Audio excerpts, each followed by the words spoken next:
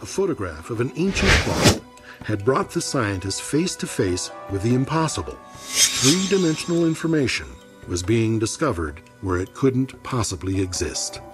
The artifact was the Shroud of Turin, and without a doubt it is the most picked at, probed, x-rayed, examined, revered, reviled, tested, studied, scanned, and photographed artifact in the world today.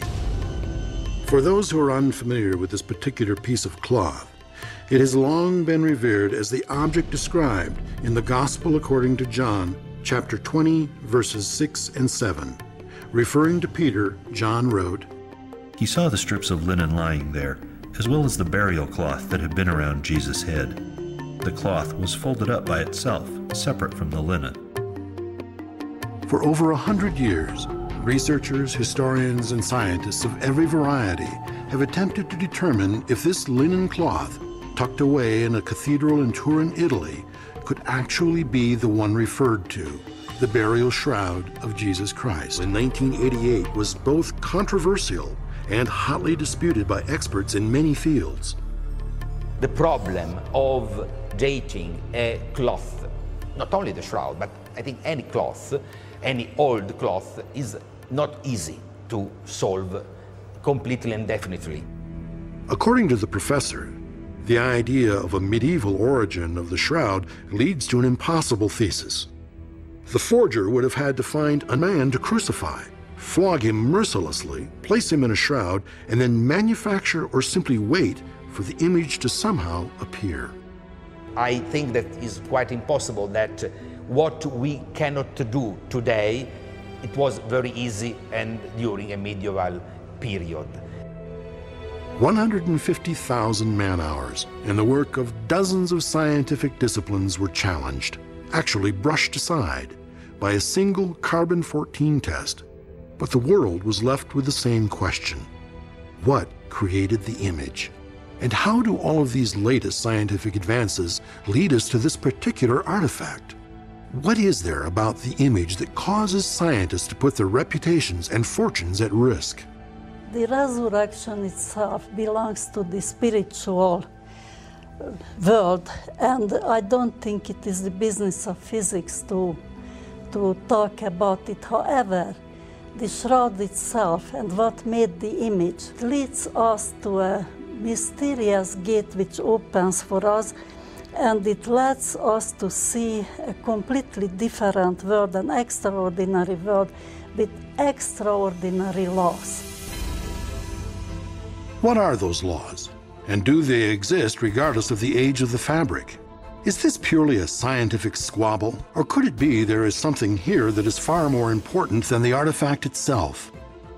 Is it possible that the energy and information now being detected is actually the information we need to help us overcome the problems we face today? Are the secrets of the universe, perhaps of all creation, locked up in this seemingly ordinary linen burial cloth? Can the image, now known to contain three-dimensional information, also be a quantum hologram? In general relativity, we have found that there are certain things called black holes. Now, the surface of a black hole is called an event horizon. And it's called that because right at that surface, the laws of physics seem to change character drastically. Isabel Piczek, a particle physicist, believes the shroud has brought science to the threshold of a whole new understanding of physics. While dealing with the position of the body within the cloth, she discovered one of those mysterious properties that cannot be, yet somehow is. An interface that divides the image transport into two hermetically separate yet simultaneous actions and forces, causing the shroud to be taut and parallel on both sides, creating a true event horizon. When you look at the image of the shroud, the two bodies next to each other, you feel that it's a flat image. But if you create, for instance, a three-dimensional object, as I did, the real body, then you realize that there is a strange dividing element, an interface, from which the image is projected up and the image is projected down. The muscles of the body are absolutely not crushed against the stone of the tomb. They are perfect. It means that the body is hovering between the two sides of the shroud. What does that mean? That there is absolutely no gravity. Other strange things you discover that the image is absolutely undistorted. Now, if you imagine that the cloth was wrinkled, tied, wrapped around the body, and all of a sudden you see a perfect image, which is impossible unless the shroud was made absolutely taut, rigidly taut. Everybody thinks that the tomb signifies death. Not at all, the exact opposite. The shroud and the tomb signifies an unbelievable beginning, because in the depth of the collapsed event horizon, there is something which science knows as singularity. This is exactly what started the universe in the Big Bang. We have nothing less in the tomb of Christ than the beginning of a new universe. Some scientists believe the characteristics of the image on the shroud, such as three-dimensional information from a two-dimensional photograph, the negative aspect of the image, and the fact that the image that appears on the cloth, virtually free of distortion, are basically holographic. The quantum hologram is merely a method of describing the total emissions from an object.